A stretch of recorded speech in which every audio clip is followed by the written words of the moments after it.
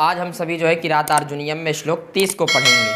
तो पहले इसको एक बार बोलते हैं और उसके बाद समझते हैं। व्रजन्ति ते मूढ़धियः पराभवम्, व्रजन्ति ते मूढ़धियः पराभवम्, भवन्ति मायाविषु येन मायिनः, भवन्ति मायाविषु येन मायिनः, प्रविश्य हि घ्नन्ति शठास्तथा विधान्, घ्नन्ति शठास्तथा विधान्, संवृताङ्गान् निशिता इवेशयः, निशिता इवेशवः। अब देखिए द्रौपदी युधिष्ठिर जी से कह रही है मूढ़धियः। क्या कह रही है? मूढ़धिया उनको कहते हैं जिनके पास बुद्धि कम होती है। धिया मतलब बुद्धि और मूढ़ मतलब मूढ़ बुद्धि, मंद बुद्धि वाले लोग। कैसे लोग? मंद बुद्धि वाले लोग। ते मंद बुद्धि वाले वे लोग, ते मतलब वे लोग, समझे कि नहीं? मंद बुद्धि वाले वे लोग पराभवम, पराभव कहते हैं पराजय को, पराभवम मतलब पराजय को, व्रजंती लट लगा प्रथम पुरुष बहुवचन व्रजंती। कह रही है द्रौपदी मूढ़धिया मंद बुद्धि वाले ते वे लोग पराभवम पराजय को, व्रजंती मतलब प्राप्त होते हैं। वे लोग पराजय को प्राप्त होते हैं। कौन? जो मंद बुद्धि वाले लोग होते हैं। कब कब प्राप्त होते हैं? ये न, ये मतलब जब, ये मतलब जब मायाविषु, क्या कह रहे हैं? मायाविषु, मायाविषु अर्थात मायावियों के विषय में, मायावियों के बारे में, मायिनः,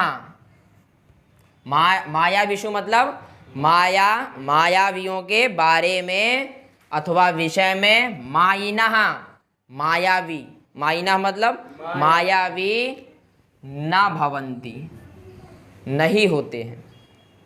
समझे कि नहीं? द्रौपदी कह रही है जो मायावियों के साथ मायावी नहीं होते हैं, जो मायावी नहीं होते हैं, ऐसे वे लोग मंद बुद्धि वाले लोग किसको प्राप्त होते हैं? पराभवम व्रजंती, पराजय को प्राप्त होते हैं, उनकी हमेशा हार होती है। द्रौपदी किसको कह रही है? युधिष्ठिर जी को। किस बात को लेकर? द्यूत क्रीड़ा को लेकर। क्योंकि शकुनी माया से खेल रहा था और युधिष्ठिर जी जैसा थे वैसा उस प्रकार से खेल रहे थे। तो मायावी कौन था? शकुनी। तो मायावियों के साथ ही मायावी बने?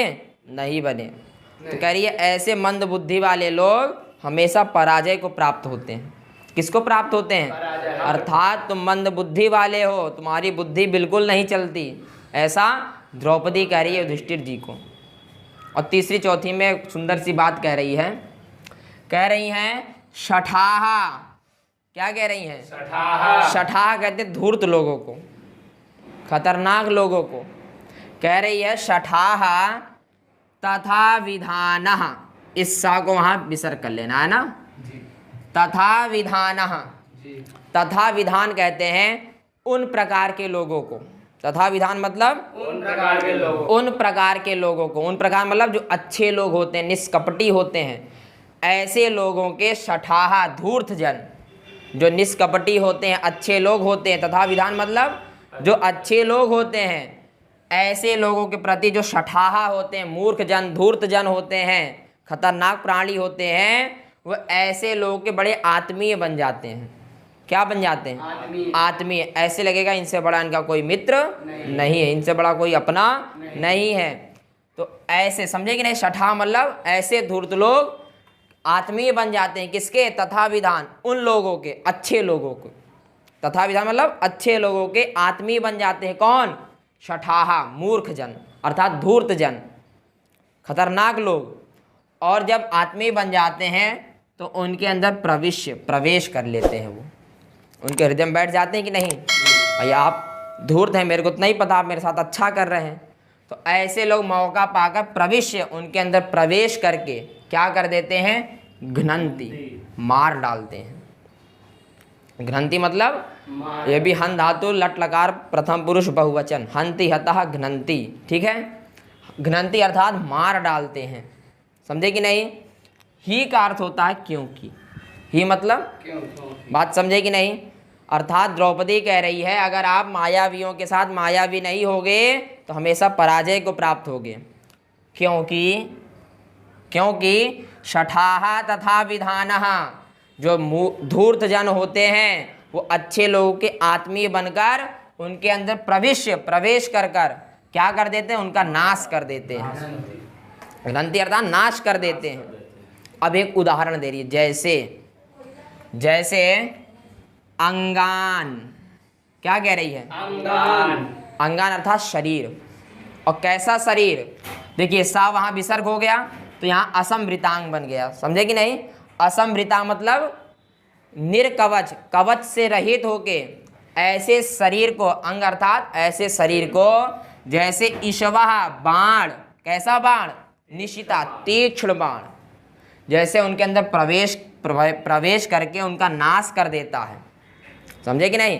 अर्थात द्रौपदी बताना चाह रही है आप युद्ध क्षेत्र में जाओ और अपने शरीर में असमृता होके जाओ, कोई कवच मत पहनो, तो जैसे तीक्ष्ण बाण उनके अंदर प्रवेश करके उनका नाश कर देता है इव ऐसे ही धूर्त जन अच्छे लोगों के आत्मीय बनकर उनके अंदर प्रवेश करके उनका नाश कर देते हैं। धूर्तों के लिए इतनी सरलता हो जाती है, जैसे एक तीक्ष्ण बाण को सरलता कब मिल जाती है कि आप शरीर पे निर्कवच से रहित होकर जाओ, कोई सुरक्षा कवच मत डालिए, तो तीर कितने बढ़िया से आपके अंदर प्रवेश कर लेगा, कोई कठिनाई होगी उसको। तो जब प्रवेश करके वह तीर क्या कर देता है, घ्नन्ति मार डालता है कि नहीं। इव इसी प्रकार, इव मतलब इसी प्रकार जो धूर्त जन होते हैं, जो खतरनाक प्राणी होते हैं, वो अच्छे लोग के आत्मी बनकर उनके अंदर प्रवेश करके उनका भी क्या कर देते हैं, नाश कर देते हैं। बात समझे कि नहीं। अर्थात द्रौपदी जो है युधिष्ठिर जी से कहना चाहती है ऐसे मंद बुद्धि वाले लोग हमेशा पराजय को प्राप्त होते हैं, हमेशा उनकी हार होती है। कब, जब वो मायावियों के साथ मायावी नहीं हो पाते हैं, उनका हमेशा हार होता है। क्योंकि जिस प्रकार धूर्त एक खतरनाक प्राणी अच्छे लोगों को एकदम आत्मी बना लेता है और उनके अंदर प्रवेश करके हमेशा उनका नाश करता है। अब एक उदाहरण के साथ बताती, जैसे तीक्ष्ण तीर, तीक्ष्ण तीर जिस प्रकार कवच से रहित शरीर में एकदम सरलता से घुस जाता है, उसी प्रकार उन शरीर में घुसकर उनका नाश कर देता है। इसी प्रकार ये धूर्त जन अच्छे लोग के आत्मी बनकर उनके अंदर प्रवेश करके उनका नाश कर देते हैं। तो ऐसा घटना युधिष्ठिर के साथ हुआ कि नहीं, मायावी नहीं बने, इसलिए द्रौपदी कह रही तुम्हारी हार हुई, तुम मूढ़ धिया हो, मंद बुद्धि वाले हो, तुम्हारी बुद्धि चलती नहीं है, भ्रष्ट है तुम्हारी बुद्धि, इसलिए तुम किसको प्राप्त हुए, पराजय को। और तुम्हारे अपने जो थे बड़े धूर्त थे, भाई शकुनी दुर्योधन सब अपने थे, ये सब कैसे थे, बड़े धूर्त, लेकिन तुम उनको भी ठीक से पहचान नहीं पाए, उनको बड़ा अपना अपना बताते थे, और वही लोग तुम्हारा क्या कर दिए, नाश कर दिए। अब यहीं बैठो 14-13 साल तक, पकड़ा जाना फिर 14-13 साल बैठना, ऐसी ज़िंदगी बिताओ तुम केवल बैठ बैठ कर। बात समझ गए। तो ऐसा कौन बोली, ऐसा द्रौपदी युधिष्ठिर जी से कटु वचन बोल रही है, क्योंकि उसको क्रोध आ गया है। कब, जब उसने युधिष्ठिर जी से दुर्योधन की बातें सुनी, तो ऐसे ऐसे बोल रही है बातों को। इसलिए क्या बोली, आज द्रुपद आत्मजा, द्रुपद की पुत्री बोल रही है, कोई आपकी धर्म पत्नी नहीं। बात समझ गए। तो बस आज के लिए इतना ही।